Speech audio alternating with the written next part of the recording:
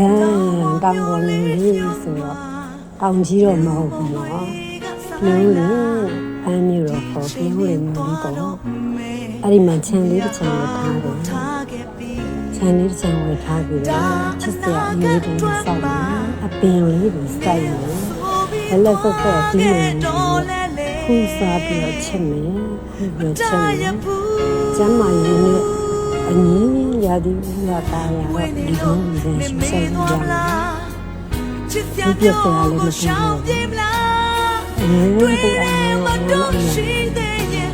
ချိန်ပြန်တဲ့ရင်ကိုဦးစင်းတာအခုလည်းတန်တာနေတယ်ဒါဒီဒီလေးစိတ်ချစိတ်ချ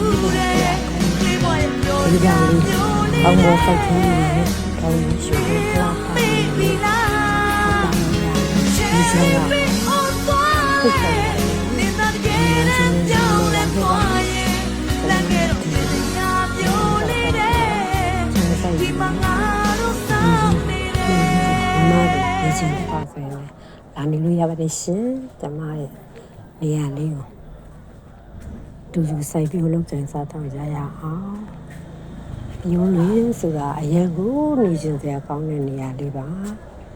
မြို့ပေါ်တော့မဟုတ်ပေါ့ရှင်ပြုံးရင်းနဲ့နီးနာရွာလေးပေါ့ကွယ်ရန်အီးချမ်းတာယာလာပါတယ်ရွာလေးပါစိုက်ခင်းလေးတွေစိုက်ပြီးတော့လက်ဆက်ဆက်အသီးနှံလေးတွေခူးပြီးချက်စားကြရအောင်လေနော်ကော်ဖီပင်လေးတွေစိုက်မယ်ချောကလက်ပင်လေးတွေစိုက်မယ်ထောပတ်သီးပင်လေးတွေစိုက်မယ်ရာသီစားအလိုက်လဲစိုက်မယ်ဈေးမှာတက်ပြီးတော့အသီးနှံလေးတွေကိုသွားရောင်းပြီးတော့လိုရာလေးတွေ300လေးရအောင်လဲလုပ်မယ်လေလာကြပါရှင်ကျမရဲ့နေရာလေးကတော့ပွဲကောက်နေလည်းနေပါတယ်ပန်းဖြေးခြင်းလဲပွဲကောက်ကိုတွားလိုက်လို့ရပါတယ်ချက်ပြစားတော့ကိုလည်းမပူးမပင်သီးနှံလေးတွေစိုက်ကြတာပေါ့ပဲပြုံးလွင်သူဟုတ်အမ်းမြို့တော့မေမြို့အားသေးကြောင့်ဖိတ်ခေါ်ရတယ်ရှင်မြင်ရတဲ့ခြံလေးကတော့ကျမခြံလေးမဟုတ်ပါဘူးကျမဒူမရဲ့ခြံလေးပါရှင်